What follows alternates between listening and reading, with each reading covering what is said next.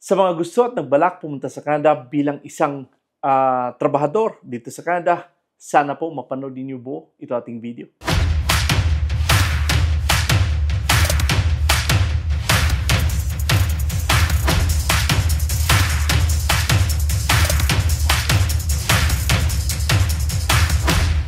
Anong balita sa inyo? So guys, meron naman tayong magandang opportunity dito nga sa ating channel na pag-usapan natin yung mga trabaho na baka pwede kayo mag-apply dito. Yung ating kababayan na may mga sapat na qualification dito, subukan nyo mag-apply, no? And again, sinasabi sa inyo lagi na dito sa Canada, tayo po ay magiging competitive sa ibang nag-a-apply papunta dito dahil nga sa sobrang daming nag-a-apply dito, paano ba kayo makukuha sa trabaho? Okay? So again, isang napakaganda dyan ay yung inyong mga resume ay ayusin ninyo. Diyan kayo, una, yan ang pinakamagandang gagawin ninyo na kumbaga paano nyo ayusin ang inyong mga resume. Pangalawa dyan ay ang applyan ninyo kung saan kayo merong sapat na qualification at saan kayo medyo may mga skills, no? Kasi importante po yan. Dahil kung wala naman kayong mga skills na mag-apply or wala kayong mga work experience sa pag-apply dito, talaga napakahirap. So, dahil nga sa itong Canada ay talagang sa dami ng pumapasok na mga aplikante, talagang maraming choices, maraming pagpipilian. So, bali ito ating pag-usapan ngayon, ito nga ay legit agency sa Pilipinas, no?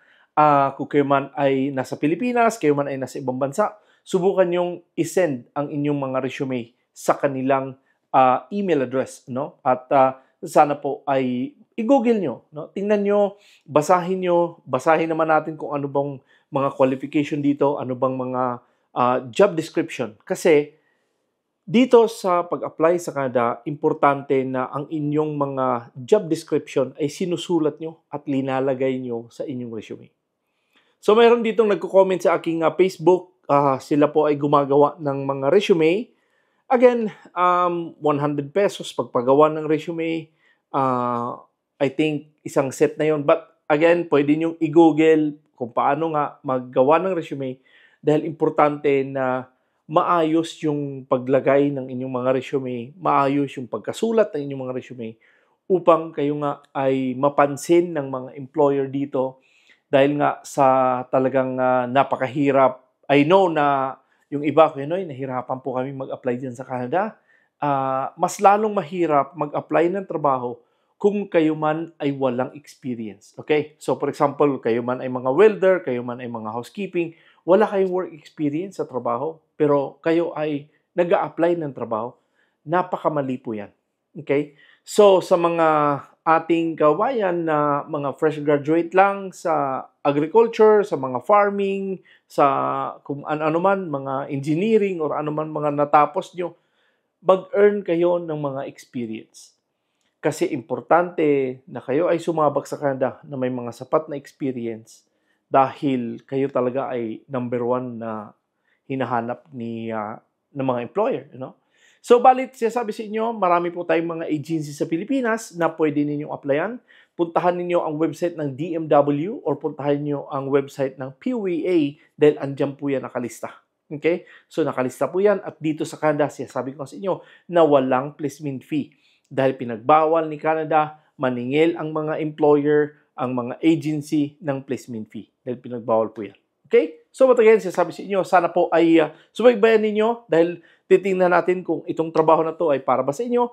Kung hindi naman para sa inyo, puntahan nyo ang Job Bank, puntahan nyo ang Indeed, puntahan nyo ang Saskatchewan Jobs. Napakaraming opportunity dyan na pwede nyo applyan. And ngayon, ang Saskatchewan Jobs, meron silang bagong provincial nominee program. Again, sinasabi sa inyo, magbasa-basa kayo, ano bang mga bago. Kasi si Canada, pabago-bago ang kanyang rules and regulation in terms of, dahil sinasabi ko sa inyo na ang tourist ngayon, hindi na basta-basta mabigyan ng LMIA, talagang nagbago. Nagbago talaga. Ang international ngayon, hindi na ganun kadali, hindi kagaya noon na madali lang. Kaya nga sinasabi sa inyo na kayo magbasa, and then kung sa tingin niyo kayo ay ma-qualify, subukan niyo mag-apply agad. kasi dito ay nagbabago, ang bilis magbago ng mga rules and regulation ni Canada. Okay? So, mataging guys, puntahan natin yung website nito nga, at sila po ay nangailangan ng 40 katrabahador dito at baka ikaw ay isa sa mga may mga experience na pwede ka dito mag-apply, subukan natin. Okay? Halika, tingnan natin sa website ng workabroad.ph at ito po ay nakapost doon at titingnan natin kung kayo ba ay pwede dito. Halika. So, yun guys, ito nga ang First Dynamic Personnel Resources Incorporated. Ito po ay ang Autodenter. At 40 katrabahador ang kinakailangan dito. At ito po ay until October 9 ang kanilang application. So, balik siya sabi sa inyo, may panahon pa para ayusin yung mga resume dahil importante na kayo ay mag-apply na merong sapat na qualification at huwag niyong basta-bastang mag-send lang kayo na kahit wala naman kayong mga experience. Okay? So, again, ano ba ang job description dito?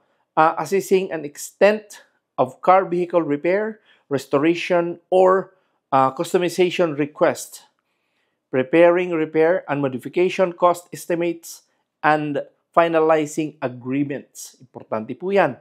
Planning, organizing, and scheduling the workflow. So, kung ano pa man ang mga ginagawa nyo bilang isang Autodenter, isulat nyo lahat. Isulat nyo lahat. Huwag kayong magdalawang isip, magsulat kung ano pa ang inyong mga ginagawa sa pagiging Autodenter. So, ang qualification dito, ano po ba? Kung kayo man ay may mga work experience sa 5 years, is required talaga ang 5 years dito. And again, kung kayo man ay mga vocational, mga short courses certificate, again, subukan nyo to dito. I think ang mga in situ, baka pwede kayo dyan, subukan nyo lang. Must have a 5 years experience of Autodenter. Yan talaga ang importante. And again, additional information, restoring damaged vehicle to original condition by removing dents, mending parts, removing rust, repairing scratches, and spray painting panel. Yun. So again, ito po ay walang placement fee na agency. Okay? So napakalaking bagay siya sabi ko sa inyo na kayo ay magbasa upang malaman ninyo kung ito bang trabahon to ay pwede ba kayo. Kung kayo man ay may mga 5 years work experience, vocational kayo, kayo man ay may mga in situ, subukan nyo. Ayusin nyo ang inyong pagsulat ng inyong mga resume dahil ito si First Dynamic, talagang sinasabi ko sa inyo, sila po ay nagkaroon ng screening na maayos, kokontakin kayo kung kayo man ay qualify sa kanilang mga trabaho. Kung hindi naman kayo qualify sa mga trabaho, talagang mamuti na lang ang uwak, hindi talaga tatawagan dyan kung hindi kayo qualify. Same thing din sa mga aplikante na mag-apply dito sa online, for example, sa JobBank, sa Indeed, o sa Saskatchewan Jobs, Alberta Jobs, ano pa mga jobs na andito sa Canada, kung hindi kayo qualify, hindi kayo tatawagan. And again, mag-ingat kayo. Yung ating mga kabayan dyan sa Dubai, mag-ingat po kayo sa mga bayad-bayad ng mga sinasabi nilang legit daw ng mga agency. Okay? Mag-ingat lang kayo. Yung ating kabayan dyan sa Hong Kong, nagtatanong kay Noy, meron talaga dito. So, mag-ingat lang kayo kasi ito po sila ay napakarami nilang mga manluloko. So, huwag kayong magpaloko. So, importante po nga, sinasabi ko sa inyo na basahin nyo. Kung kayo man ay mag-apply sa mga agency, basahin nyo yung mga review nila. Kung ito bang agency na to ay totoo ba? Dahil may mga ibang tao na niloloko lang. Nagsusulat yan sila sa mga review, sa mga website. Subalit sinasabi sa inyo na tinuturo ko sa inyo na magbasa kayo bago kayo mag-apply. Kung yan man ay sa agency, basahin nyo muna.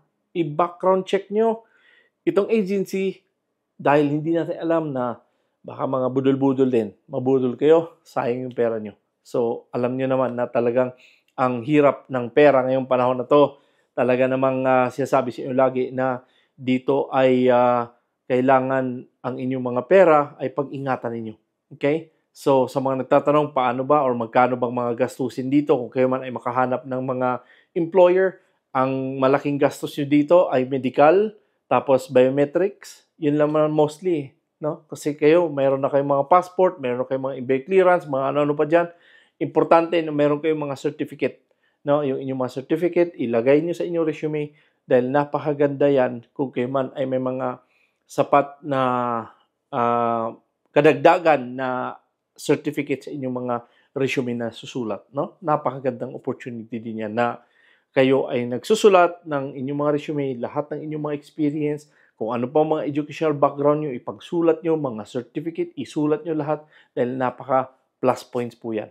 Subalit sinasabi sa inyo guys na sana po ay meron kayong makuha dito sa ating vlog na naman ngayon. At kung hindi pa kayo nakapag-subscribe, sana po ay makonsider i-like, i-subscribe at huwag niyo kalimutan lagi i-click ang notification bell para updated kayo tuwing meron kong in-upload dito sa ating channel. And again, kung pwede niyo rin i-share itong ating mga video sa inyong mga social media platform na katulad din sa inyo na naghanap din ng mga magagandang opportunity sa Canada na sana po ay balang araw kayo makarating din dito at magkita-kita nga tayo. And again, sinasabi ko nga na kayo man ay mapunta ng Calgary, mag-message lang kayo at magkape-kape tayo. Okay? So, tayo guys, good luck sa mga job seekers na naghanap ng mga trabaho papunta ng Canada. And again, sana po yung mga payo ko sa inyo sa aking mga vlog na sana ay makapagbigay sa inyo ng idea sa pag-apply dito dahil nga sa importante na kayo ay maging competitive. Okay? So, but again, ganun pa man guys, maraming salamat ulit sa inyong panunod sa baybay sa aking channel. Ako po si Noy Tebs. God bless and have a wonderful day.